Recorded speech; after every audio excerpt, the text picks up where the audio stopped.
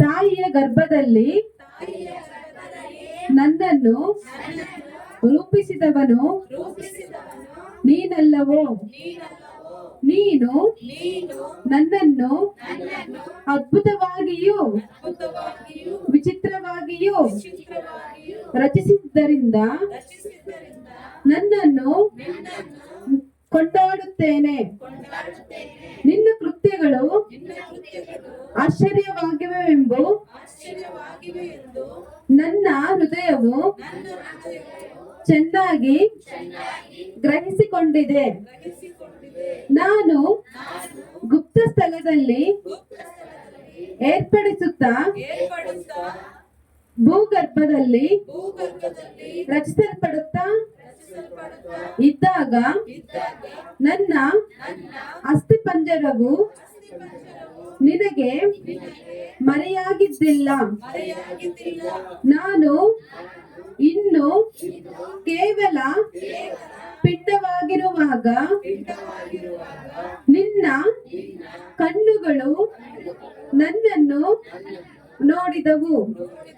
ನನ್ನ ಆಯುಷ್ಕಾಲದ ಪ್ರಥಮ ದಿನವು ಪ್ರಾರಂಭವಾಗುವ ಮೊದಲೇ ಅದರ ಎಲ್ಲಾ ದಿನಗಳು ನಿನ್ನ ಪುಸ್ತಕದಲ್ಲಿ ಬರೆಯಲ್ಪಟ್ಟವು.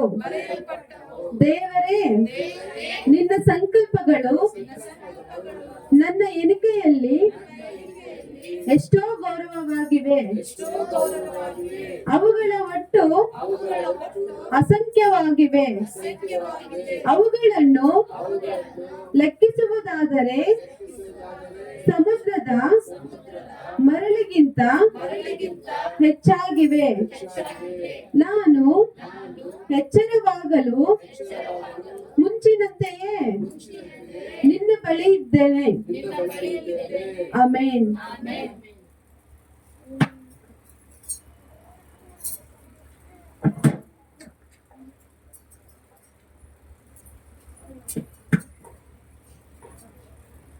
ಆಮೆನ್. ಹಲ್ಲೆಲೂಯಾ. ದೇವರ ಪರಿಶುದ್ಧ ನಾಮಕ್ಕೆ ಸ್ತೋತ್ರ ಉಂಟಾಗಲಿ. ಕರ್ತನು ನಮ್ಮ ಜೀವಿತದಲ್ಲಿ ಅದ್ಭುತ ಕಾರ್ಯಗಳನ್ನು ಮಾಡುತ್ತಾ ನಮ್ಮ ಜೀವಿತಗಳನ್ನು ನಡೆಸ್ತಾ ಇದ್ದಾನೆ. ಈಗ ತಾನೇ ನಾವು ವಾಕ್ಯದಲ್ಲಿ ಓದಿದ ಹಾಗೆ ನಾವೆಲ್ಲರೂ ಅದ್ಭುತವಾಗಿಯೂ ಆಶ್ಚರ್ಯಕರವಾಗಿಯೂ ದೇವರಿಂದ ಸೃಷ್ಟಿಸಲ್ಪಟ್ಟಿದ್ದೇವೆ. ಆಮೆನ್. ಹಲ್ಲೆಲೂಯಾ. ನಾವು ಪ್ರತಿಯೊಬ್ಬರು ಯಾವ ರೀತಿ ಸೃಷ್ಟಿ ಮಾಡಲ್ಪಟ್ಟಿದ್ದೇವಂತೆ? ಅದ್ಭುತವಾಗಿಯೂ ಆಶ್ಚರ್ಯವಾಗಿಯೂ ವಿಚಿತ್ರವಾಗಿಯೂ ದೇವರ ಉದ್ದೇಶದಿಂದ ದೇವರು ನಮ್ಮನ್ನ ಸೃಷ್ಟಿ ಮಾಡಿದ್ದಾರೆ. ಆಮೆನ್. ಹಲ್ಲೆಲೂಯಾ. ಹಲ್ಲೆಲೂಯಾ. ನೋಡ್ರಿ, ನಮ್ಮ ಮಧ್ಯದಲ್ಲಿ ಹೊಸ ವ್ಯಕ್ತಿ ಬಂದಿದ್ದಾರೆ. ಅವರು ಬಹಳ ಚಿಕ್ಕವರು, ನಾವೆಲ್ಲರಿಗಿಂತ ಬಹಳ ಬಹಳ ಚಿಕ್ಕವರು. ಎಷ್ಟು ತಿಂಗಳು? 5 months, 5 ತಿಂಗಳು. ಆದ್ರೆ ನಾನು ನೋಡ್ತಾ ಇದ್ದಾರೆ, ಕೇಳಿಸ್ಕೊಂತಾ ಇದ್ದಾರೆ ವಾಕ್ಯನ. ಬಹಳ ತುಂಬಾ ಸ್ಮಾರ್ಟ್ ಇದ್ದಾನೆ. ಓಕೆ, ಆ ಮಗುವನ್ನ ದೇವರು ಸೃಷ್ಟಿ ಮಾಡಿದ್ದು ಒಂದು ಅದ್ಭುತವಾದ ರೀತಿಯಲ್ಲಿ, ಆಶ್ಚರ್ಯಕರವಾದ ರೀತಿಯಲ್ಲಿ, ವಿಚಿತ್ರವಾಗಿಯೂ. ದೇವರು ನೋಡ್ರಿ, ಪ್ರತಿಯೊಬ್ಬೊಬ್ಬರನ್ನ ಒಂದು ಉದ್ದೇಶದಿಂದ ಏನ್ ಮಾಡಿದ್ದಾರೆ, ನಮ್ಮನ್ನ ಸೃಷ್ಟಿ ಮಾಡಿದ್ದಾರೆ. ನಾವು ಯಾರು ಇಲ್ಲಿ ಆಕಸ್ಮಿಕವಾಗಿ ಬಂದಿಲ್ಲ. ಹಲ್ಲೆಲೂಯಾ. ಎಲ್ಲ ಜೋರಾಗಿ ಚಪ್ಪಾಳೆ ದೇವರಿಗೆ ಸ್ತೋತ್ರ ಮಾಡೋಣ. ಥ್ಯಾಂಕ್ ಯು ಜೀಸಸ್ ಅಂತ ಜೋರಾಗಿ ಹೇಳ್ರಿ. ಯೇಸಪ್ಪ ನಿನಗೆ ಸ್ತೋತ್ರವಾಗಲಿ. ಆಮೆನ್. ನೋಡ್ರಿ, ನೀವೆಲ್ಲರೂ ದೇವರಿಂದ ಉದ್ದೇಶಪೂರ್ವಕವಾಗಿ ಸೃಷ್ಟಿ ಮಾಡಲ್ಪಟ್ಟವರು. ಯಾರು ಆಕಸ್ಮಿಕವಾಗಿ ಅಚಾನಕ್ಕಾಗಿ ಯಾರು ಬಂದಿಲ್ಲ ಇಲ್ಲಿ. ಆಮೆನ್. ನಿಜವಾಗ್ಲು ಅಚಾನಕ್ ಯಾರು ಬಂದಿಲ್ಲ, ಎಲ್ಲರೂ ಒಂದು ಉದ್ದೇಶದ ಮೇಲೆ ಬಂದಿರುತ್ತಾರೆ.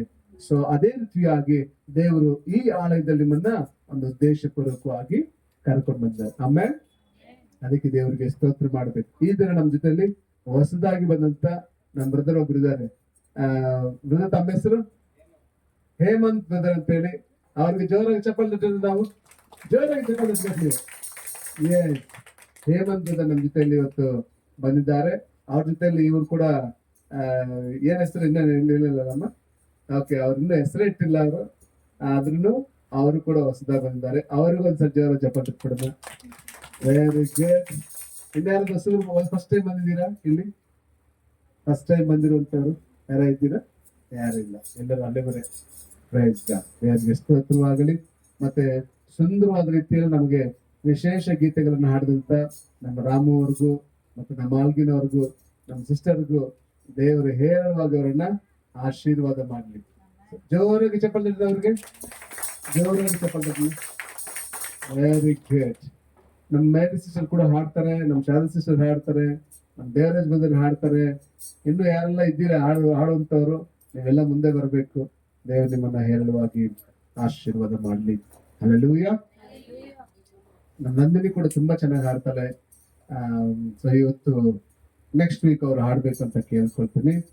ನಮ್ಮ ವೇಣು ಜೊತೆ ಸೇರಿದ್ರೆ ಒಳ್ಳೇದು. ಇಬ್ರು ಗಂಡ ಹೆಂಡತಿ ಇಬ್ರು ಯಾವಾಗ ಹಾಡೋತಾರ ನಾ ಕಾಯ್ಕೊಂಡಿದ್ ನೋಡ್ಬೇಕು ಅಂತ. ಯಾಕೆ ಮಂಜು ತುಂಬಾ ಚಂದಾಗಿ ಅವ್ರನ್ನು ಹಾಡ್ತಾರೆ. ಇವತ್ತು ನಿಜವಾಗ್ಲೂ ಆರಾಧನೆಗೆ ಅವ್ರ ಕೆಲ್ಸಕ್ಕೆ ರಜೆ ಹಾಕಿ ಬಂದಿದ್ದಾರೆ. ದೇವರು ಅವರನ್ನ ಹೇರಳವಾದ ಆಶೀರ್ವಾದ ಮಾಡ್ಲಿ. ಜೋರ ಚಪಾತಿ ಜೋರ. ಓಕೆ. ಸೊ ದೇವರು ನೋಡ್ರಿ, ನಿಮ್ಮ ಒಬ್ಬೊಬ್ಬರನ್ನ ಒಂದೊಂದು ಉದ್ದೇಶದಿಂದ ಕರ್ಕೊಂಡು ಬಂದಾರಲ್ಲ. ನಿಜವಾಗ್ಲು ನೀವೆಲ್ಲ ಇಲ್ಲಿ ಬಂದಿರೋದು ಆಕಸ್ಮಿಕ ಅಲ್ವೇ ಅಲ್ಲ. ನಿಜವಾಗ್ಲು ನಾನು ಬ್ರದರ್ಗೆ ಈಗ ಅನ್ಕೊಂತಾ ಇದ್ದೀನಿ, ಬ್ರದರ್ ನೀವು ಯಾಕಾದ್ರೆ ಸಿಸ್ಟರ್ನ ಬೇಗ ಕರ್ಕೊಂಡ್ ಬರ್ಬಾರ್ದು ನಮ್ಮ ಚರ್ಚ್ಗೆ ಅಂತ. ಎಷ್ಟು ಚಂದ ಅವರು ಕ್ರಿಸ್ಮಸ್ ಟೈಮಲ್ಲಿ ಒಂದು ಅದ್ಭುತವಾದ ರೀತಿಯಲ್ಲಿ ಅವ್ರ ಕೈಯಲ್ಲಿ ಹಾಡಾಡಿಸ್ಬೋದಾಗಿತ್ತು. ಏನಿದೆ, ನೋ ಪ್ರಾಬ್ಲಮ್. ಸೊ ಏನಿದೆ, ದೇವರು ಹೇರಳವಾದ ಆಶೀರ್ವಾದ ಮಾಡ್ಲಿ. ದೇವರು ನಿಮ್ ಜೊತೆ ಉನ್ನತವಾದ ಕಾರ್ಯಗಳನ್ನು ಮಾಡ್ಲಿಕ್ಕೆ. ಸ್ವಲ್ಪ ಹೊತ್ತು ನಾವು ವಾಕ್ಯ ಕೇಳಿಸ್ಕೊಳ್ಳೋಣ. ಒಂದ್ 2 ನಿಮಿಷ ಕಣ್ಣುಗಳನ್ನು ಮುಚ್ಚಿ ದೇವರ ಪ್ರಾರ್ಥನೆ ಮಾಡೋಣ. ಯೇಸುವೆ ನಮ್ಮ ಸಂಗಡ ಮಾತಾಡಪ್ಪ ಎಂಬುದಾಗಿ. ಯೇಸು ಸ್ವಾಮಿ ನಮ್ಮ ಸಂಗಡ ಮಾತಾಡ್ರಿ ಅಂತ ನಾವು ಕೇಳ್ಕೊಳ್ಳೋಣ. ಎಲ್ಲರೂ ದೇವರ ಪ್ರಾರ್ಥನೆ ಮಾಡ್ರಿ. ಯೇಸು ಸ್ವಾಮಿ ನಮ್ಮ ಸಂಗಡ ಮಾತಾಡು ಸ್ವಾಮಿ. ಯೇಸುವೆ ನಮ್ಮ ಸಂಗಡ ಮಾತಾಡ್ರಿ. ನೀವು ಮಾತಾಡುವ ದೇವರು ಸ್ವಾಮಿ, ನಮ್ಮ ಸಂಗಡ ಮಾತಾಡುವ ದೇವರು ಮಾತಾಡು ಸ್ವಾಮಿ. ಮಾತಾಡುವ ದೇವರೇ ನಮ್ಮ ಸಂಗಡ ಮಾತಾಡ್ರಿ. ಮಾತಾಡುವ ದೇವರು ಕರ್ತನೆ, ಮಾತಾಡುವ ದೇವರು, ನೀವು ಮಾತಾಡುವುದಕ್ಕಾಗಿ ಸ್ತೋತ್ರ. ನಾವೆಲ್ಲರೂ ಇಲ್ಲಿಂದ ಹಿಂತಿರುಗಿ ಹೋಗುವಾಗ ದೊಡ್ಡ ಉಜ್ಜೀವನದೊಂದಿಗೆ ಮಹಿಮೆಯೊಂದಿಗೆ ನಾವು ಹೋಗಲು ಕೃಪೆ ತೋರಿಸು ಸ್ವಾಮಿ. Thank you Jesus. ಹಲ್ಲೆಲೂಯಾ. ಯೇಸು ನಾಮದ ತಂದೆ, ಆಮೆನ್. ಹಲ್ಲೆಲೂಯಾ. Praise God. ಪ್ರೀತಿ ದೇವ ಮಕ್ಕಳೇ, ನಾನು ಕಳೆದ ಕೆಲವು ವಾರಗಳ ಹಿಂದೆ ನಿಮಗೆ ಇಸ್ರಾಯೇಲರು ಯೋರ್ದಾನ್ ನದಿಯನ್ನ ಯಾವ ತರ ದಾಟಿದ್ರು ಎಂಬುದಾಗಿ ನಿಮ್ಮೊಂದಿಗೆ ನಾನು ಶೇರ್ ಮಾಡಿದ್ದೇನೆ. ನೆನಪಿದೆಯಾ ನಿಮ್ಮೆಲ್ಲರಿಗೂ? ಇಸ್ರಾಯೇಲರು ಯೋರ್ದಾನ್ ನದಿಯನ್ನ ಯಾವ ರೀತಿಯಲ್ಲಿ ದಾಟಿದ್ರು ಎಂಬುದಾಗಿ. ದೇವರ ವಾಕ್ಯದಲ್ಲಿ ನಾವು ಗಮನಿಸ್ತೇವೆ, ಇಸ್ರಾಯೇಲರು ಕೆಂಪು ಸಮುದ್ರವನ್ನ ದಾಟಬೇಕಾದ್ರೆ, ಕೆಂಪು ಸಮುದ್ರ ಅಂದ್ರೆ ಎಷ್ಟು ಜನ ಗೊತ್ತಿದೆ? ಸಮುದ್ರನ ಎಷ್ಟು ಜನ ನೋಡಿದ್ದೀರಾ? ಕೈ ಎತ್ತಿ ನೋಡೋಣ. ಸಮುದ್ರನ ಎಷ್ಟು ಜನ ನೋಡಿದ್ದೀರಾ? ಓಕೆ, ಬಹಳ ಕಡಿಮೆ ಜನ ಸಮುದ್ರ ನೋಡಿದ್ದೀರಾ. ಸೊ ನೀವೆಲ್ಲ ಒಂದ್ಸತಿ ರಜಾ ಹಾಕ್ರಿ, ನಮ್ ಜೊತೆ ಬನ್ರಿ, ನಾವು ಕರ್ಕೊಂಡು ಹೋಗ್ತೀವಿ ಸಮುದ್ರ ನೋಡೋಕೆ ಎಲ್ಲರೂ ಒಂದ್ ದಿವಸ, 2-3 ದಿವಸ ಟ್ರಿಪ್ ಹೋಗೋಣ. ಎಲ್ಲ ಸಮುದ್ರ ನೋಡ್ರಿ. ದೇವ್ರ ಸೃಷ್ಟಿ ನೋಡ್ಬೇಕು ನಾವು. ದೇವ್ರ ಸೃಷ್ಟಿನ ನೋಡ್ಬೇಕು ನಾವು. ಇದು ಬಿಲ್ಡಿಂಗ್ಸ್ ನೀವು ಏನ್ ನೋಡ್ತಾ ಇದ್ದೀರಾ, ಈ ರೋಡ್ಸ್ ಏನ್ ನೋಡ್ತಾ ಇದ್ದೀರಾ, ಈ ಕಾರ್ಗಳೇನ್ ನೋಡ್ತಾ ಇದ್ದೀರಾ, ಈ ಮಾಲ್ಗಳೇನ್ ನೋಡ್ತಾ ಇದ್ದೀರಾ, ಇದೆಲ್ಲ ಮನುಷ್ಯನ ಸೃಷ್ಟಿ. ಆದರೆ ದೇವರ ಸೃಷ್ಟಿಯನ್ನ ನೀವು ನೋಡುವಾಗ ನಿಮ್ಮ ಹೃದಯದಲ್ಲಿ ಬಹಳ ದೊಡ್ಡ ಕೃತಜ್ಞತೆಯ ಹೃದಯ ಉಕ್ಕಿ ಬರ್ತದೆ ಪ್ರಿಯರೇ. ಬಹಳ ಆಶ್ಚರ್ಯ ಉಂಟಾಗ್ತದೆ. ಸೂರ್ಯ ಚಂದ್ರನನ್ನು ನೀವು ಗಮನಿಸ್ರಿ, ಅದು ದೇವರ ಸೃಷ್ಟಿ. ರಾತ್ರಿ ಹಗಲನ್ನು ನೀವು ಗಮನಿಸ್ರಿ, ಅದು ದೇವರ ಸೃಷ್ಟಿ. ಬೆಂಕಿಯನ್ನು ನೀವು ಗಮನಿಸ್ರಿ, ಅದು ದೇವರ ಸೃಷ್ಟಿ. ಗಾಳಿಯನ್ನು ಗಮನಿಸ್ರಿ, ಅದು ದೇವರ ಸೃಷ್ಟಿ. ನೀವು ಪ್ರತಿ ಕ್ಷಣ ನೀವು ಉಸಿರಾಡ್ತಾ ಇದ್ದೀರಲ್ಲ, ಇದು ದೇವರ ಸೃಷ್ಟಿ. ನಿಮ್ಮನ್ನು ನೀವು ನೋಡ್ಕೊಳ್ರಿ, ಅದು ಯಾರ ಸೃಷ್ಟಿ? ದೇವರ ಸೃಷ್ಟಿ. ಅದಕ್ಕೆ ನಾನು ಆ ವಾಕ್ಯದ ದೇವರ ವಾಕ್ಯ ಹೇಳಿದೆ, ಆಶ್ಚರ್ಯಕರವಾಗಿಯೂ ವಿಚಿತ್ರವಾಗಿ ದೇವರು ನಮ್ಮನ್ನು ಸೃಷ್ಟಿ ಮಾಡಿದ್ದಾರೆ. ನೆತ್ತಿಯಿಂದ ಅಂಗಾಲಿನ ತನಕ ಎಂತ ಬ್ಯೂಟಿಫುಲ್ ಕ್ರಿಯೇಷನ್ ಯೋಚನೆ ಮಾಡ್ರಿ ಅಲ್ರ. ನೀವು ಕನ್ನಡಿ ಮುಂದೆ ನಿಂತ್ಕೊಂಡು ಪೌಡರ್ ಹಾಕೊಳ್ಳುವಾಗ ಯೋಚನೆ ಮಾಡ್ತೀರಲ್ಲ, ಅಯ್ಯೋ ನಾನು ಅಷ್ಟು ಚೆನ್ನಾಗಿದ್ದೀನಿ ಅಂತ ಯೋಚನೆ ಮಾಡ್ತೀರಾ ಯಾರಾದ್ರೂ? ಹೌದಲ್ವಾ? ಯಾರಿಗೆ? ಅವಾಗ ಇನ್ನೊಂದು ಯೋಚನೆ ಮಾಡ್ರಿ, ನಾನು ಎಷ್ಟು ಚೆನ್ನಾಗಿದ್ದೀನಿ ಅನ್ನೋದಕ್ಕಿಂತ ನಾನು ಎಷ್ಟು ಚಂದ ದೇವರು ಸೃಷ್ಟಿ ಮಾಡಿದ್ದಾರೆ. ಹಲ್ಲೆಲೂಯಾ ಅಲ್ವಾ? ನನ್ನನ್ನ ಸೃಷ್ಟಿ ಮಾಡಿದ್ದು ಯಾರು? ನನ್ನ ಸೃಷ್ಟಿಕರ್ತನಾದ ಯೇಸು. ಆತನನ್ನ ಎಷ್ಟು ಚೆನ್ನಾಗಿ ಸೃಷ್ಟಿ ಮಾಡಿದ್ದಾನೆ. ಯೋಚನೆ ಮಾಡ್ರಿ, ನಮ್ಮ ಕಣ್ಣುಗಳನ್ನ ದೇವರು ಈ ಸೃಷ್ಟಿ ನೋಡ್ಲಿಕ್ಕೆ ದೇವರು ಕಣ್ಣುಗಳನ್ನು ಕೊಟ್ಟಿದ್ದಾನೆ. ಇದೇ ಪವರ್ನ ನೀವು ಕ್ರಿಯೇಟ್ ಮಾಡ್ಬೇಕು ಅಂತಂದ್ರೆ ನಿಮ್ಗೆ ಬಹಳ ಹಣ ಬೇಕು.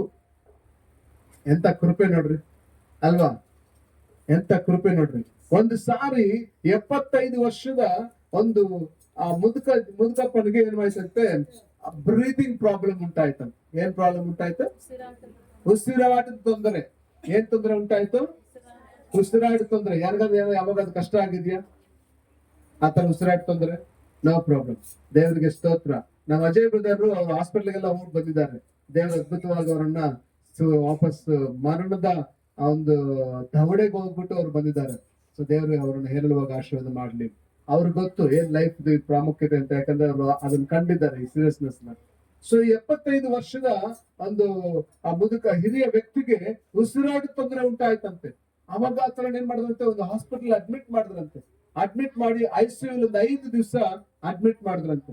5 ದಿವಸ ಹಾಸ್ಪಿಟಲ್ ಅಡ್ಮಿಟ್ ಮಾಡಿ ಅವ್ರಿಗೆ ಕೃತಕವಾದಂತ ಉಸಿರಾಟವನ್ನ ಹಾಕಿದ್ರಂತೆ. ಏನಾಗ್ತಾರೆ ಕೃತಕವಾದಂತಂದ್ರೆ ವೆಂಟಿಲೇಟರ್ ಈಗ ಪೈಪ್ ಎಲ್ಲ ಹಾಕ್ತಾರಲ್ವಾ, ನೋಡಿದ್ದೀರಾ ನೀವ್ ಯಾರಾದ್ರು?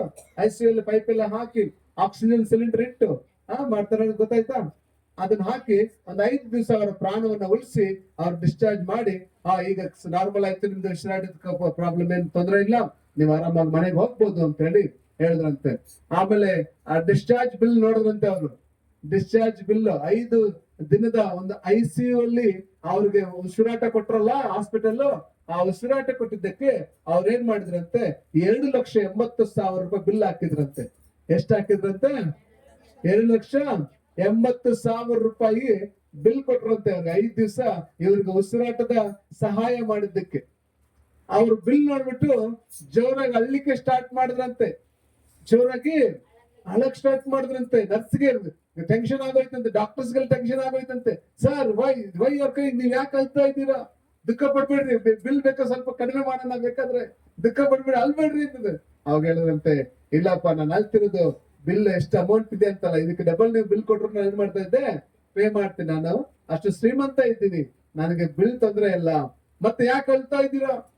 ಇಷ್ಟೊಂದು ಭಯಂಕರವಾದ ರೀತಿಯಲ್ಲಿ ಅಳ್ಲಿಕ್ಕೆ ಕಾರಣ ಏನು ಅಂತ ಕೇಳುವಾಗ ಅವ್ರು ಹೇಳಿದಂತೆ, ನೀವು 5 ದಿವಸ ನನಗೆ ಉಸಿರಾಟದ ಸಹಾಯ ಮಾಡಿದ್ದಕ್ಕೆ, ಬರೀ ನೀವು ಸಹಾಯ ಮಾಡಿದಷ್ಟೇ, ಪೂರ್ತಿ ಏನು ಉಸಿರಾಟ ಕೊಡ್ಲಿಲ್ಲ, ಬರೀ ಉಸಿರಾಟ ತೊಂದ್ರೆ ಇಲ್ದಿರ ನನಗೆ ಸಹಾಯ ಮಾಡಿದ್ದಕ್ಕೆ 2,80,000 ರೂಪಾಯಿ ಬಿಲ್ ಕೊಟ್ರೆ, ಈ 75 ವರ್ಷ ನನಗೆ ಉಸಿರಾಟ ದೇವ್ರು ಕೊಡ್ತಾ ಇದಾರಲ್ಲ, ಅವ್ರನ್ನೆಷ್ಟು ದೊಡ್ಡ ಬಿಲ್ ಕೊಡ್ಬೇಕು ನನಗೆ ಅಂತ ಹೇಳಿದ್ರಂತೆ.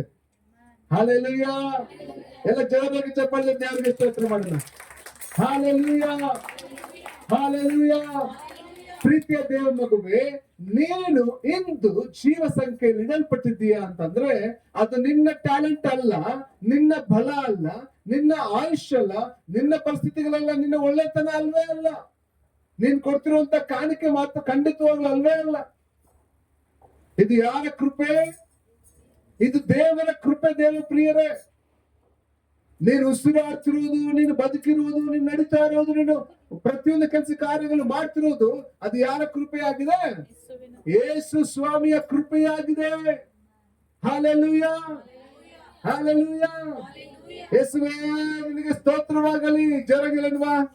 ಯೇಸುವೇ ನಿನಗೆ ಸ್ತೋತ್ರವಾಗಲಿ. ಇನ್ನೊಂದು ಸಾರಿ ಯೇಸುವೇ ನಿಮಗೆ ಸ್ತೋತ್ರವಾಗಲಿ. ಇನ್ನೊಂದು ಸಾರಿ ನಿಮಗೆ ಸ್ತೋತ್ರವಾಗಲಿ. ಹಾಲೆಲೂಯಾ! ವಾವ್! ಪ್ರೀತಿಯ ದೇವ ಮಗುವೆ, ಅದಕ್ಕೆ ಕರ್ತನ ವಾಕ್ಯ ನಮಗೆ ಸ್ಪಷ್ಟವಾಗಿ ಹೇಳ್ತಾ ಇದೆ, ದೇವರು ನಮ್ಮನ್ನ ಕನಿಕರಿಸುವ ದೇವರು, ಕೃಪೆ ತೋರುವ ದೇವರು. ತಾಯಪ್ಪ ಸಂತೋಷ್ ಮಾತಾಡಿಲ್ಲ. ಓಕೆ,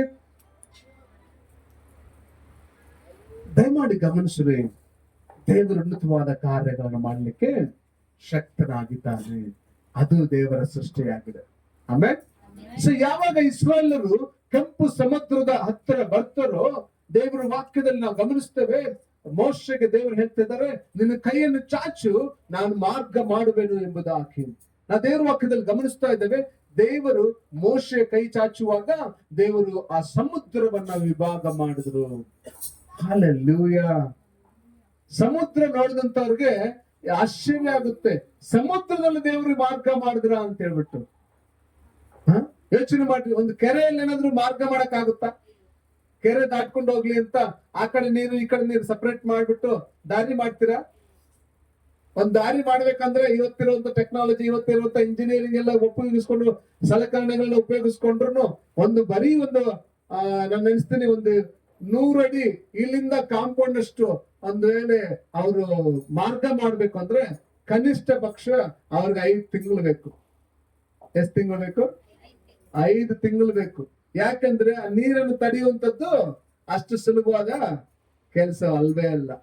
ಒಂದು ನೀರಲ್ಲಿ ಬ್ರಿಡ್ಜ್ ಕಟ್ತಾರೆ. ಅಮೆರಿಕದಲ್ಲೆಲ್ಲ ಸಮುದ್ರದ ಮೇಲೆ ಏನ್ ಮಾಡಿದ್ದಾರೆ, ಚಿಕ್ಕ ಚಿಕ್ಕ ಸಮುದ್ರದ ಮೇಲೆ ಬ್ರಿಡ್ಜ್ ಗಳನ್ನು ಕಟ್ಟಿದ್ದಾರೆ. ಆ ಬ್ರಿಡ್ಜ್ ಕಟ್ಟಬೇಕಾದ್ರೆ ಅವ್ರು ಏನ್ ಮಾಡ್ಬೇಕಾಗಿತ್ತು, ಪೂರ್ತಿ ಅವರು ಆ ನೀರನ್ನ ಬದಿಗೊತ್ತಿ ಅವರೊಂದು ಹೊಂಡ ಮಾಡ್ಬೇಕಾಗಿತ್ತು. ಆ ನೀರನ್ನ ಬದಿಗೊತ್ತಿ ಅಲ್ಲಿ ಅವ್ರು ಪಿಲ್ಲರ್ ಹಾಕ್ಬೇಕು ಅಂತಂದ್ರೆ ಬಹಳ ಪ್ರಯಾಸದ ಕೆಲಸ, ಎಷ್ಟೋ ದಿನಗಳ ಕೆಲಸ ಪ್ರಿಯರೇ, ಎಷ್ಟೋ ತಿಂಗಳು ವರ್ಷಗಳ ಕೆಲಸ. ಅದು ಸುಲಭವಾಗಿ ಆಗುವಂತ ವಿಷಯ ಅಲ್ಲ. ಆದರೆ ಹಿಂದೆ ಫರೋಹನ ಸೈನ್ಯ ಹಿಂದಟ್ಟಿ ಬರ್ತಾ ಇದ್ದಾರೆ, ಇಸ್ರಾಯೇಲ್ ಹಿಡ್ಕೊಂಡು ಹೋಗ್ಬೇಕು ಅಂತ. ಆದ್ರೆ ಮುಂದೆ ನೋಡಿದ್ರೆ ಸಮುದ್ರ ಇದೆ. ಮುಂದೆ ಏನಿದೆ? ಸಮುದ್ರ ಇದೆ. ಓ, ನಾವಿನ್ನು ಸತ್ತು ಹೋಗ್ಬಿಟ್ವಿ, ನಮಗ್ ಪರಿಸ್ಥಿತಿ ಮುಗೀತು, ನಾವಿನ್ನು ಬದುಕಲಿಕ್ಕೆ ಸಾಧ್ಯತೆನೇ ಇಲ್ಲ ಎಂಬುದಾಗಿ ಜನ ತಮ್ಮ ಜೀವಿತದ ಮೇಲೆ ಆಶೆ ಬಿಟ್ಬಿಟ್ರು. ಆದ್ರೆ ದೇವರು ಅದ್ಭುತವಾಗಿಯೂ ಆಶ್ಚರ್ಯಕರವಾಗಿ ಏನ್ ಮಾಡಿದಂತೆ, ಕೆಲವು ನಿಮಿಷಗಳಲ್ಲಿ ಕೆಲವು ಗಂಟೆಗಳಲ್ಲಿ ಅವರು ಆ ಸಮುದ್ರ ದಾಟುವಂತ ಕೃಪೆ ದೇವರು ಕೊಟ್ಟರು. ಹಲ್ಲೆಲೂಯಾ. ಮೋಶೆ ಕೈಯನ್ನು ಚಾಚುವಾಗ ಆ ಸಮುದ್ರವು ಸರಿಸುಮಾರು 11 ಕಿಲೋಮೀಟರ್. ಎಷ್ಟು ಕಿಲೋಮೀಟರ್? 11 ಕಿಲೋಮೀಟರ್. ಯೋಚನೆ ಮಾಡ್ರಿ, 11 ಕಿಲೋಮೀಟರ್ ಎಷ್ಟು ದೂರ ಇರ್ಬೇಕು? ಕಿಲೋಮೀಟರ್ ಲೆಕ್ಕ ಮಾಡುವಂತವ್ರಿಗೆ ಅರ್ಥ ಆಗಿರುತ್ತೆ. ಈಗ 11 ಕಿಲೋಮೀಟರ್ ನೀರೇನಾಯ್ತಂತೆ, ಗೋಡೆಯೋಪಾದಲ್ಲಿ ನಿಂತುಕೊಳ್ತು. ಹಲ್ಲೆಲೂಯಾ. ರೈಟ್ ಸೈಡ್ ಅಲ್ಲಿ ಗೋಡೆಯೋಪಾದಲ್ಲಿ ನೀರು ನಿಂತ್ಕೊಂತು, ಲೆಫ್ಟ್ ಸೈಡ್ ಅಲ್ಲಿ ಗೋಡೆಯೋಪಾದಲ್ಲಿ ನಿಂತ್ಕೊಂತು. ಮಧ್ಯದಲ್ಲಿ ಏನಾಯ್ತಂತೆ, ಒಣ ನೆಲವು ಉಂಟಾಯಿತು. ಸಮುದ್ರದಲ್ಲಿ ಒಣನೆಲ ಇಮಿಡಿಯೇಟ್ ಆಗಿ ಉಂಟಾಗ ಸಾಧ್ಯನಾ? ಚಾನ್ಸೇ ಇಲ್ಲ. ಒಣನೆಲ ಉಂಟಾಗಿ ದೇವರು ಅಷ್ಟು ಅದ್ಭುತವನ್ನು ಮಾಡಿ ಅಲ್ಲಿ ಅವರನ್ನು ತಪ್ಪಿಸಿ ಅವರನ್ನ ಆಚೆ ದಡಕ್ಕೆ ಸೇರಿಸಿದ್ರು. ಅದೇ ತರ ಫರೋಹನು ಕೂಡ ಅವನ ಸೈನ್ಯವೆಲ್ಲರೂ ಅವ್ರನ್ನ ಹಾಗೆ ಹಿಂದಟ್ಟನಂತ ಬಿಟ್ಟು ಅವ್ರ ಸಮುದ್ರದಲ್ಲಿ ಬರ್ತಾರೆ.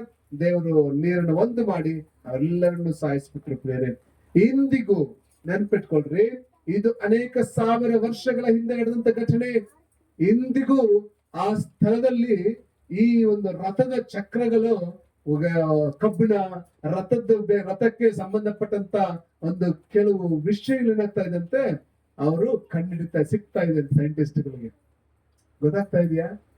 ದೇವರು ಅಂದು ಮಾಡಿದಂತ ಕಾರ್ಯ ಇಂದಿಗೂ ಸಾಕ್ಷಿಯಾಗಿ ಉಳಿದಿದೆ. Hallelujah, hallelujah, praise god. So ಅದು ಅದ್ಭುತ ಮಾಡಿದ ದೇವರು ಇವಾಗ ಎಷ್ಟು ವರ್ಷಗಳಾದ ಮೇಲೆ, ಎಷ್ಟು ವರ್ಷ ಆಯ್ತು? ಸರಿಸುಮಾರು 40 ವರ್ಷಗಳಾಯ್ತು. ಎಷ್ಟು ವರ್ಷ ಆಯ್ತಂತೆ? 40 ವರ್ಷ ಆದ್ಮೇಲೆ ಈಗ ಅವರು ಜಯದ ಕಡೆಗೆ ಹೋಗ್ತಾ ಇದ್ದಾರೆ.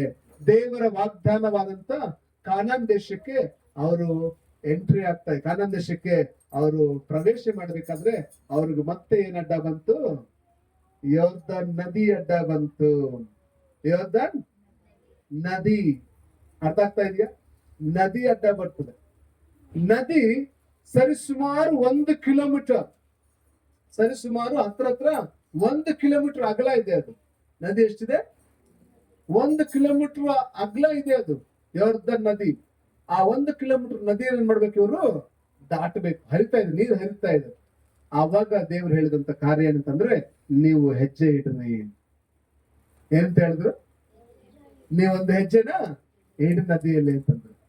ಯಾವಾಗ ಮಂಜೂಷವನ್ನು ತಗೊಂಡಂತ ಯಾಜಕರು, ಮಂಜೂಷ ಅಂದ್ರೆ ನಾನು ನಿಮ್ಗೆ ಆ ಮಂಜೂಷ ಅಂದ್ರೆ ದೇವರನ್ನ ಆರಾಧನೆ ಮಾಡುವಂತ ಒಂದು ಸ್ಥಳದಲ್ಲಿ ಇರತಕ್ಕಂತ ಪರಿಶುದ್ಧ ಒಂದು ವಸ್ತು. ಆ ಪರಿಶುದ್ಧ ವಸ್ತುವಾದಂತ ಮಂಜೂಷವನ್ನು ಹೊತ್ತುಕೊಂಡಂತ ಯಾಜಕರು ಏನ್ ಮಾಡಿದ್ರಂತೆ? ಒಂದು ಹೆಜ್ಜೆ ಇಟ್ಟರಂತೆ. ಎಲ್ಲಿ? ಯೋರ್ದನ್ ನದಿಯಲ್ಲಿ. ಯೋರ್ದನ್ ನದಿಯಲ್ಲಿ ಏನ್ ಮಾಡಿದ್ರಂತೆ? ಒಂದು ಹೆಜ್ಜೆ ನೀರಿದೆ. ಆ ನೀರಲ್ಲಿ ಒಂದು ಹೆಜ್ಜೆ ಇಟ್ಟ ತಕ್ಷಣ ದೇವ್ರ ವಾಕ್ಯ ಹೇಳ್ತಾ ಇದೆ, ಅವರ ಒಂದು ಹೆಜ್ಜೆ ಇಟ್ಟ ತಕ್ಷಣ ಏನಾಯ್ತಂತೆ, ಆ ಒಂದು ಯೋರ್ದನ್ ನದಿ 2 ಭಾಗವಾಯ್ತು. Hallelujah, hallelujah, hallelujah. ದೇವರ ವಾಕ್ಯದಲ್ಲಿ ಗಮನಿಸ್ತಾ ಇದ್ದೇವೆ, ಯಾವಾಗ ನಂಬಿಕೆಯಿಂದ ಇಟ್ಟಂತ ಹೆಜ್ಜೆ ಆ ದಡ ಮೀರಿ ಹರಿತಿದ್ದಂತ ನದಿ, ದೇವರ ವಾಕ್ಯ ಹೇಳ್ತಾ ಇದೆ, ಅಲ್ಲಿ ದೇವರು ವಿಭಾಗ ಮಾಡಿದರು. ನೋಡ್ರಿ, ಆ 4ನೇ ಅಧ್ಯಾಯ, ಯೆಹೋಶುವನು ಬರೆದ ಗ್ರಂಥ 4ನೇ ಅಧ್ಯಾಯ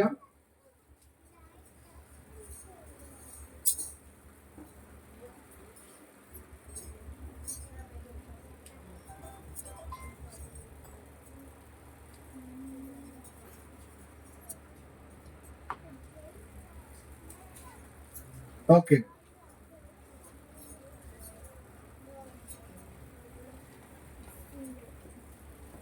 ಮೂರನೇ ಅಧ್ಯಾಯ 14ನೇ ವಚನದಿಂದ ಗಮನಿಸ್ರಿ. ಜನರು ಯೋರ್ದಾನ್ ಹೊಳೆಯನ್ನು ದಾಟುವುದಕ್ಕೋಸ್ಕರ ತಮ್ಮ ಡೇರೆಗಳನ್ನು ಕಿತ್ತುಕೊಂಡು ಹೊರಟರು. ಒಡಂಬಡಿಕೆಯ ಮಂಜೂಷವನ್ನು ಹೊತ್ತ ಯಾಜಕರು ಅವರ ಮುಂದೆ ಇದ್ದರು.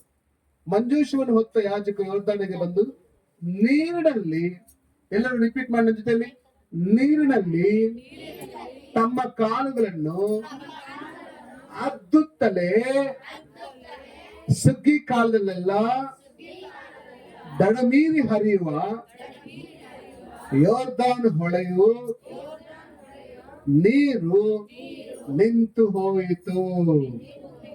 ಹಾಲೆಲೂಯ.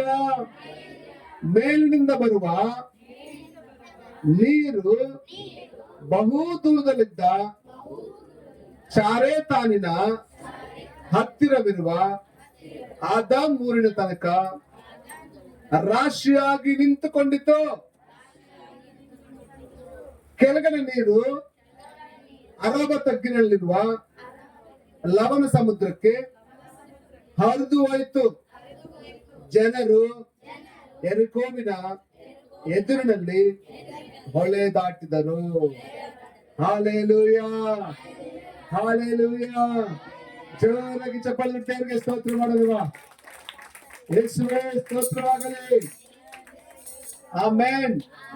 ನಾವು ಗಮನಿಸ್ತಾ ಇದ್ದೇವೆ ಪ್ರೀತಿ ದೇವ ಮಕ್ಕಳೇ, ಯಾವಾಗ ಮಂಜೂಷವನ್ನು ತಗೊಂಡದ್ದು ಯಾಜಕರು ತಮ್ಮ ಹೆಜ್ಜೆಗಳನ್ನು ನೀರಿನಲ್ಲಿ ಅದ್ದುತ್ತಲೇ ಅರ್ಥ ಏನು? ನೀರಲ್ಲಿ ಹೆಜ್ಜೆ ಇಟ್ರು ಅಂತ ಅರ್ಥ ಅಲ್ಲ, ಅಲ್ಲಿ ನೀರಿದೆ ಅಂತ ಅರ್ಥ. ಹೌದಲ್ಲ ಪ್ರಿಯರೇ? ನೀರು ಆಲ್ರೆಡಿ ಇದೆ. ಆ ನೀರಲ್ಲಿ ಯಾವಾಗ ಹೆಜ್ಜೆ ಇಡ್ತಾರೋ ಆಗ ಸುಗ್ಗಿ ಕಾಲದಲ್ಲಿ ದಡ ಮೀರಿ ಹರಿತಿದ್ದಂತ ಯೋರ್ದನ್ ನದಿಯ ನೀರು ಏನಾಯ್ತಂತೆ, ಬರ್ತಾ ಇದ್ದ ನೀರು ಹಂಗೆ ಸ್ಟಾಪ್ ಆಗೋಯ್ತಂತೆ. ಇಲ್ಲಿ ಇರುವಂತ ನೀರು ಹಂಗೆ ಹರ್ಕೊಂಡು ಹೋಗಿದಂತೆ. ಹೆಂಗ್ ಇರ್ಬೋದು ಯೋಚನೆ ಮಾಡ್ರಿ ಇದೆಲ್ಲ. ಇದೇ ನಾನು ಮೂವಿ ಕತೆ ಹೇಳ್ತಾ ಇಲ್ಲ, ಏನೋ ಪಿಕ್ಚರ್, ಯಾವ್ದೋ ಒಂದು ಪಿಕ್ಚರ್ ಆದಂತ ವಿಷಯ ಹೇಳ್ತಾ ಇಲ್ಲ. ನಿಜವಾಗ್ಲೂ ನಡೆದಂತ ಘಟನೆ, ನಮ್ಮ ಕರ್ತನಾದ ಯೇಸು ಮಾಡಿದಂತ ಅದ್ಭುತವನ್ನ ನಾನು ನಿಮ್ ಜೊತೆಲಿ ಹಂಚ್ಕೊಳ್ತಾ ಇದ್ದೇನೆ ಪ್ರೀತಿ ದೇವ ಮಗನೇ. ಯಾವಾಗ್ಲೂ ಹರಿತದ ನೀರು, ಆ ಹರಿತದ ನೀರು ಹೆಂಗೆ ನಿಂತ್ಕೊಂಡ್ಬಿಡ್ತು, ಬಂದಂತ ನೀರು ಏನಾಯ್ತು, ಹರ್ಕೊಂಡು ಹೊರಟೋಯ್ತು. ಇಲ್ಲಿ ಏನಾಯ್ತು, ವನನೆಲವು ಉಂಟಾಯ್ತು. ಏನುಂಟಾಯ್ತಂತೆ? ವನನೆಲ ಉಂಟಾಯ್ತಂತೆ. ಹಾಲೆಲೂಯ. ಆ ರೀತಿಯಾಗಿ ಅವ್ರ ಮುಂದೆ ಹೆಜ್ಜೆ ಹಾಕಿದ್ರು. Amen, amen. Praise God. ದೇವರ ಪರಿಶುದ್ಧ ನಾಮಕ್ಕೆ ಸ್ತೋತ್ರ ಉಂಟಾಗಲಿ. ಬರುವ ವಾರದಲ್ಲಿ ನಾನು ನಿಮ್ಮನ್ನು ಹಂಚ್ಕೊಳ್ತೇನೆ ಏನಾಯ್ತು ಎಂಬುದಾಗಿ. ಯೋರ್ದನ್ ನದಿ ದಾಟಿದ ಮೇಲೆ ಅವರು ಯೆರಿಕೋ ಪಟ್ಟಣವನ್ನ ಯಾವ ತರ ಗೆದ್ದುಕೊಂಡ್ರು, ಸರಿಸುಮಾರು ರಥಗಳನ್ನೇ ಹರಿತಿದ್ದಂತ ಒಂದು ಗೋಡೆಯ ಮೇಲೆ ಅವರು ಗೋಡೆಯನ್ನು ಯಾವ ತರ ಬೀಳ್ಸಿದ್ರು, ಬರೀ ಸ್ತೋತ್ರದಿಂದಲೇ ಯಾವ ತರ ಬಿದ್ದೋಯ್ತು ಎಂಬುದಾಗಿ ನಾವು ಬರುವ ವಾರ ಗಮನಿಸೋಣ ಪ್ರೇರಣೆ. ಇಂದು ನಾವು ಗಮನಿಸ್ತಾ ಇರುವಂತಹ ಒಂದು ಅದ್ಭುತವಾದ ವಿಷಯ ಏನಂತಂದ್ರೆ, ಈ 2 ವಿಷಯಗಳನ್ನ ನಾವು ಗಮನಿಸಬೇಕಾಗಿದೆ. ಆ ಯೋರ್ದನ್ ನದಿ ಅವರ ಮುಂದೆ 2 ಭಾಗವಾಗಿ ಅವ್ರ ಯೋರ್ದನ್ ನದಿ ದಾಟಬೇಕಾದ್ರೆ ಅವರಲ್ಲಿ 2 ವಿಷಯ ಸ್ವಾಮಿ ಎಕ್ಸ್ಪೆಕ್ಟ್ ಮಾಡ್ತಾರೆ. ದೇವ್ರ ವಾಕ್ಯದಲ್ಲಿ ನಾವು ಗಮನಿಸ್ತಾ ಇದ್ದೇವೆ, ದೇವರು ಇಸ್ರಾಯೇಲ್ಗೆ ಹೇಳ್ತಾರೆ, ನೀವು ನಾಳೆ ನಿಮ್ಮನ್ನು ಶುದ್ಧಪಡಿಸಿಕೊಳ್ಳರಿ. ಸ್ವಾಮಿ ಏನ್ ಹೇಳ್ತಿದ್ದಾರೆ, ನೀವು ನಾಳೆ ನಿಮ್ಮನ್ನು ಶುದ್ಧಪಡಿಸಿಕೊಳ್ಳ್ರಿ. ಎಲ್ಲರೂ ಹೇಳ್ಬೇಕು, ನೀವು ನಾಳೆ ನಿಮ್ಮನ್ನು ಶುದ್ಧಪಡಿಸಿಕೊಳ್ಳ್ರಿ. ದೇವರ ವಾಗ್ದಾನವನ್ನ, ದೇವರ ಅದ್ಭುತವನ್ನ ಕಾಣಬೇಕಾದ್ರೆ ನಾವು ಮೊದಲು ಏನ್ ಮಾಡ್ಬೇಕಂತ, ನಮ್ಮನ್ನು ನಾವು ಶುದ್ಧಪಡಿಸಿಕೊಳ್ಳಬೇಕು. ಆಮೇಲೆ ಶುದ್ಧಪಡಿಸಿಕೊಳ್ಳುವುದು ಅಂದ್ರೆ ಅರ್ಥ ಏನೆಂಬುದನ್ನು ಗಮನಿಸುವಾಗ ಯೇಸುವನ್ನೇ ರಕ್ಷಕನಾಗಿ ನಮ್ಮ ಹೃದಯದಲ್ಲಿ ಸ್ವೀಕಾರ ಮಾಡುವಂತದ್ದು, ಯೇಸುವನ್ನೇ ನಿಜವಾದ ದೇವರೆಂಬುದಾಗಿ ನಂಬುವಂತದ್ದು, ಯೇಸುವೇ ನಮ್ಮ ರಕ್ಷಣೆಗೆ ಮಾರ್ಗವೆಂಬುದಾಗಿ ನಾವು ನಂಬುವಂತದ್ದು, ಆತನು ಆ ಶಿಲುಬೆ ಮೇಲೆ ನಮಗಾಗಿ ಸತ್ತು 3 ದಿನ ಎದ್ದು ಬಂದಿದ್ದಾನೆಂಬುದಾಗಿ ನಾವು ನಂಬುವಂತದ್ದು. ಹಲ್ಲೆಲೂಯಾ. ನಮ್ಮ ಕೆಟ್ಟತನದಿಂದ ನಮ್ಮನ್ನು ತಪ್ಪಿಸಿಕೊಳ್ಳುವಂತದ್ದು, ನಾವು ಮಾಡ್ತಿರುವಂತ ಎಲ್ಲ ತಪ್ಪುಗಳನ್ನ, ನಾವು ಲೋಕದ ರೀತಿಯಲ್ಲಿ ಹೋಗ್ತಿರುವಂತ ಎಲ್ಲ ಕಾರ್ಯಗಳಿಂದ ನಮ್ಮನ್ನ ತಪ್ಪಿಸಿಕೊಳ್ಳುವಂತದ್ದು ಪ್ರೀತಿ ದೇವ ಮಗುವೆ. ಶುದ್ಧಪಡಿಸಿಕೊಳ್ಳುವುದು, ನಮ್ಮಲ್ಲಿರುವಂತ ಎಲ್ಲ ಹೊಲಸುತನವನ್ನ ತೆಗೆದು ಹಾಕುವಂತದ್ದು, ಎಲ್ಲ ಕೆಟ್ಟತನ, ಲೌಕಿಕ ಕಾರ್ಯಗಳು, ಲೋಕದ ವಿಷಯಗಳನ್ನ ನಾವು ತೆಗೆದು ಹಾಕುವಂತದ್ದು, ಅದು ನಾವು ಶುದ್ಧಿಪಡಿಸಿಕೊಳ್ಳುವುದಂದ್ರೆ ಪ್ರೀತಿ ದೇವ ಮಗುವೆ. ಯಾವಾಗ ನೀನು ನಾನು ಶುದ್ಧಪಡಿಸಿಕೊಳ್ತೇವೋ, ನಮ್ಮ ಜೀವಿತಗಳನ್ನ ಪ್ರತ್ಯೇಕಿಸಿಕೊಳ್ತೇವೆ, ಲೋಕದಿಂದ ಪ್ರತ್ಯೇಕಿಸಿಕೊಳ್ಳುವುದು, ಕೆಟ್ಟ ಜನರಿಂದ ಪ್ರತ್ಯೇಕಿಸಿಕೊಳ್ಳುವುದು, ಕೆಟ್ಟ ಸಂಗಡಿಗರಿಂದ ಪ್ರತ್ಯೇಕಿಸಿಕೊಳ್ಳುವುದು. ಇವರೊಬ್ರು ನಮಗೆ ಕೆಟ್ಟತನಕ್ಕೆ ಪ್ರೋತ್ಸಾಹ ಕೊಡ್ತಾ ಇದ್ದಾರ, ಅವ್ರೊಟ್ಟಿಗೆ ಹೋಗದೆ ಹಾಗೆ ನಾನು ತಪ್ಪಿಸಿಕೊಳ್ಳುವಂತದ್ದು, ಕುಡಿಯುವಂತವ್ರ ಜೊತೆ ಸೇರದೆ ನಾವು ಪಕ್ಕಕ್ಕೆ ಬರುವಂತದ್ದು, ಬೀಡಿ ಸಿಗರೇಟ್ ಸೇದುವಂತವ್ರೊಂದಿಗೆ ಹಿಡಿದಿರದೆ ನಾವು ಪಕ್ಕಕ್ಕೆ ಸರಿಯುವಂತದ್ದು. ಕುಡಿಯೋದ್ರಿಂದ, ಬೀಡಿ ಸಿಗರೇಟ್ ಸೇದ್ರಿಂದ ಯಾರು ನಷ್ಟ ಆಗುತ್ತೆ? ಯಾರಿಗೆ ನಷ್ಟ ಆಗುತ್ತೆ ಹೇಳ್ರಿ? ನಿನಗೆ ನಷ್ಟ ಆಗುವಂತದ್ದು. ಅಂದ್ರೆ ನಿನ್ನ ದೇಹವು ಅದು ದೇವರ ಕೊಟ್ಟಂತ ವರವಾಗಿದೆ ಪ್ರೀತಿ ದೇವ ಮಗುವೆ. ಆ ದೇಹವು ದೇವರ ಆಲಯವಾಗಿದೆ ಎಂಬುದಾಗಿ ದೇವರ ವಾಕ್ಯದಲ್ಲಿ ಗಮನಿಸ್ತೇವೆ. ಯಾರ ಆಲಯ ಆಗಿದಂತೆ? ದೇವರ ಆಲಯ ಆಗಿದೆ. ಯಾವುದು? ನನ್ನ ದೇಹ ಎಂಬುದಾಗಿ ಹೇಳ್ಕೊಳ್ರಿ. ನನ್ನ ದೇಹ ಈ ದೇವರ ಆಲಯವಾಗಿದೆ. ಎಲ್ಲರೂ ಹೇಳ್ರಿ. ಇಲ್ಲ, ಜೋರ ಕರೆಕ್ಟ್ ಆಗಿ ಹೇಳ್ರಿ. ನನ್ನ ದೇಹ ದೇವರ ಆಲಯವಾಗಿದೆ. ಈ ದೇಹದಲ್ಲಿ ನಾನು ಮಾಡುವಂತ ತಪ್ಪುಗಳು ಅದು ಯಾರ ವಿರೋಧವಾಗ್ತದೆ? ದೇವರ ವಿರೋಧವಾಗ್ತದೆ. ನೀವ್ ಯಾರ ಮೇಲೆ ಜಗಳ ಮಾಡ್ತಾ ಇದ್ದೀರಾ? ಯಾರ ವಿರೋಧವಾಗಿ ಹೋಗ್ತಾ ಇದ್ದೀರಾ? ಯೋಚನೆ ಮಾಡ್ರಿ.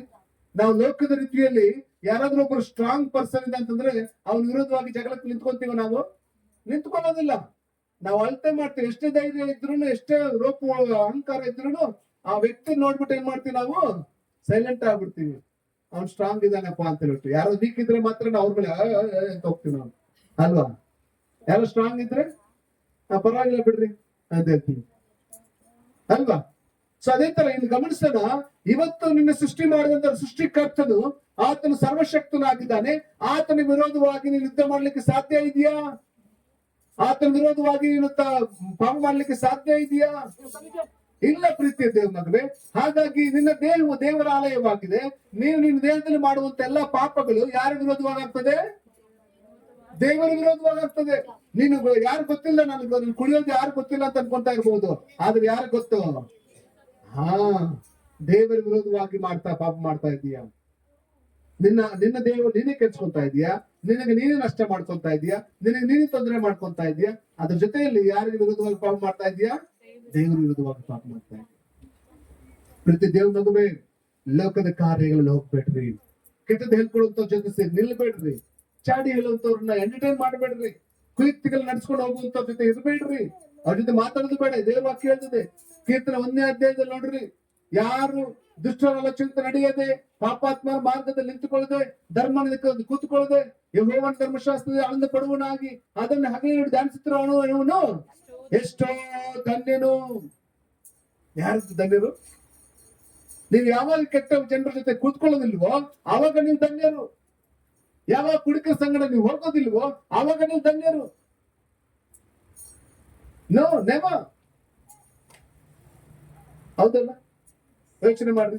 ನೀವ್ ಯಾರಾದ್ರೂ ನೀವೇ ಒಂದು ವೇಳೆ ಯಾವಾಗ ಎಲ್ಲ ದೊಡ್ಡ ದೊಡ್ಡ ರಾಜಕೀಯ ವ್ಯಕ್ತಿಗಳಿದ್ದಾರೆ ಅನ್ಕೊಳ್ರಿ, ಅವ್ರ ಜೊತೆ ನೀವು ಇದ್ರೆ ನಿಮ್ಮನ್ನೇನಂತ ಹೇಳ್ತಾರೆ? ನೀವು ಒಂದು ರಾಜಕೀಯ ವ್ಯಕ್ತಿ ಅಂತ ಹೇಳ್ತಾರಲ್ವಾ? ನೀವೊಂದು ರಾಜಕೀಯ ವ್ಯಕ್ತಿ. ಓಕೆ, ಪೊಲೀಸ್ ಕೂತಿದ್ದಾರೆ. ಪೊಲೀಸ್ ಜೊತೆ ನೀವು ಕೂತ್ಕೊಂಡಿದ್ದಾಗ ಏನಂತ ಹೇಳ್ತಾರೆ? ಪರವಾಗಿಲ್ಲಪ್ಪ, ಪೊಲೀಸ್ ಜೊತೆ ಕೂತಿದ್ದಾನೆ ವ್ಯಕ್ತಿ, ಒಳ್ಳೆ ವ್ಯಕ್ತಿ, ಪೊಲೀಸ್ ಜೊತೆಗೆ ಕಾಂಟ್ಯಾಕ್ಟ್ ಇಟ್ಕೊಂಡಿದ್ದಾನೆ ಅಂತ ಹೇಳ್ತಾರಲ್ವಾ? ಎಲ್ಲ ದೊಡ್ಡ ದೊಡ್ಡ ಆಫೀಸರ್ಸ್, ಎಲ್ಲ ದೊಡ್ಡ ದೊಡ್ಡ ಸೂಟು ಕೋಟ ಹಾಕೊಂಡಿರುವಂತವ್ರ ಜೊತೆ ನೀವು ನಿಂತ್ಕೊಂಡ್ರಿ ಅಂತ ಅನ್ಕೊಳ್ರಿ, ಜನ ಏನಂತ ನಿಮ್ಮನ್ನ? ಪರವಾಗಿಲ್ಲಪ್ಪ, ಆಫೀಸರ್ ಜೊತೆ ಇದ್ದಾನೆ, ಇದನ್ನು ದೊಡ್ಡ ವ್ಯಕ್ತಿ ಅಂತ ಯೋಚನೆ ಮಾಡ್ತಾರೆ.